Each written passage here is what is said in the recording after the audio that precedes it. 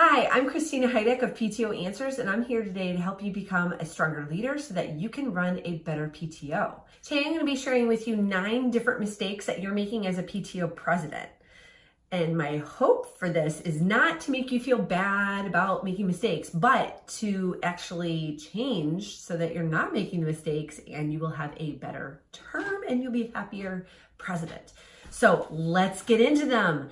The very first mistake that I see PTO presidents making is that they're just making up as they're going along. Like they don't have a plan. They're not following any kind of overall arching agenda. They are legit looking at like week to week and just making it up. And when that happens, you're going to find that it's really hard because you're always playing catch up. You're not going to be able to give enough notice to families for them to show up. And you're also going to have conflicts between your family events and your fundraisers, and it's going to be a hot mess. So you really need to get a big master plan that you kind of live the entire year by. And of course, there are going to have to be changes because things come up throughout the year, but overall, you're going to have a strong plan to follow. So you should just follow it with minor tweaks. Okay, the second mistake that I see PTO presidents making is that they're not a big enough cheerleader for helpers and other leaders. Like part of your job as president is to be that rah-rah person. And I am not that big of a cheerleader myself, but I do try and be supportive to the other volunteers by sending them text messages or messages in Facebook saying, that was really awesome what you did. A lot of times I like to do like public acknowledgements of what they're doing. For example, we just had a big school dance on Friday and the family events chair, she rocked it. She and her family were there for like 5 hours making sure that this event would happen. And I was so proud of her because the event went really well. And so you bet that I kind of posted it all over Facebook about how awesome she was. And if you missed the event, you were really sorry. The third mistake that I see PTO presidents making is that they're micromanaging. Dude, we're all adults and we, for the most part, know how to do most everything. So if you have a volunteer or an officer that isn't quite doing what they need to be doing, give them the information that they need and then let them do it. You should not be kind of on their back trying to make sure that it's done exactly how you would do it. Because if you wanted to do it exactly that way, then you should have done it and not let it delegate. And also that's not like nice or being part of a team. So you need to go, I have another video about how to delegate as a PTO leader. I will link to that below. So you go watch that one right after this one. Trust me, that one's a good one for you. Okay, speaking of trying to do everything yourself, that is actually mistake number 4. PTO is not an individual sport. It is a team sport for sure. So you need to make sure that you are not trying to do everything yourself and you need to involve other people.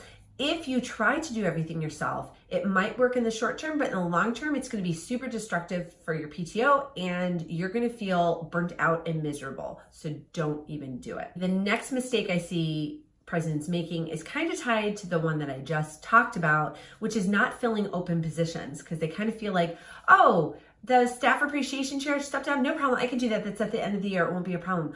Well, yeah, maybe you can do it, but when you get to the end of the year, you're going to be tired and you're going to have other things going on. The end of the year is always so crazy. So you don't want to be taking on more stuff. Like your job is big enough as president as it is. You really don't need another job or else the jobs wouldn't exist in the first place, right? Another mistake that I see presidents making is that they're not really keeping the rest of their board in the loop or even other volunteers on the loop with opportunities for help. They're just thinking about it in their head, but they're not communicating it for whatever reason. Maybe they get too busy. Maybe it's too late. They think for help, but you really need to be having a good communication system put into place so that everyone is in the same book if they can't at least be on the same page. So you want to be kind of sort of close there, people. Another mistake I see presidents making is that they keep too much stuff up here. They don't actually write it down on a piece of paper or type it out into a document to be passed along to the next president. And what ends up happening is that all of that knowledge is just lost. So if you're not capturing it in the moment, you're really going to forget all those fine details, and then you're going to have to spend time recreating that same information later. So it can really be a big benefit to you to go ahead and write it down in real time, or as soon as the event is over, capture all those details. I have a really nifty tool inside the President Success Kit that'll help make this easier. They're the event summary and event planning and summary forms. In addition to the board summary forms for the position, it really helps to capture all the details that make a difference, because let me tell you, we're busy and we forget stuff. So it's easier just to write it down when it happens so that you don't have to spend time racking your brain or being like, oh, how much pizza did I order for that event? Oh my God, it was the perfect amount and I don't remember how I came to that decision. If you write down that you're calculating 3 slices per every adult and a half a slice for every kid, then that'll go a long way, let me just tell you, because you won't have to figure that out again. The 8th mistake that I see presidents making is that they're just not organized. They don't have their stuff together. They have a bag where everything's just thrown in it and not everything's organized into a nice little binder. And so they spend a lot of time recreating things that they know they already have, but they can't get their hands on it, or missing deadlines for things, or just missing out on opportunities because they literally don't have their stuff together. So as president, you need to have everything organized into a nice little binder. So I highly recommend, if you already have a physical binder, to keep it. And if you don't, create one. Again, the President Success Kit that's available in my shop will help you get together a binder in just a couple of minutes. It's really fantastic. Everything's organized so that you print it out by section, punch holes in it, literally put it into your binder in the different sections, and boom, you're ready to go. Doesn't get much easier than that. Okay, and the very last mistake, and perhaps the biggest one that I see presidents making, is they're not following their bylaws and standing rules because they don't think that the rules apply to them for some reason.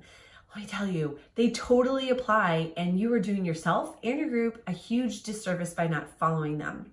Now, I've come across some bylaws and standing rules that I don't particularly care for in my career as a PTO volunteer. And let me tell you, the answer for me not liking them has not been to totally disregard them and just to do whatever I wanted to do anyway.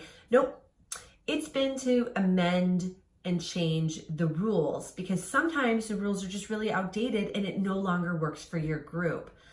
That's fine. You can change them. There's a process in place, or there's a process to follow to change them, and it's there for a reason. So you really need to follow it. So make sure that you're doing that. And again, I'll drop a link to that video in the comments below.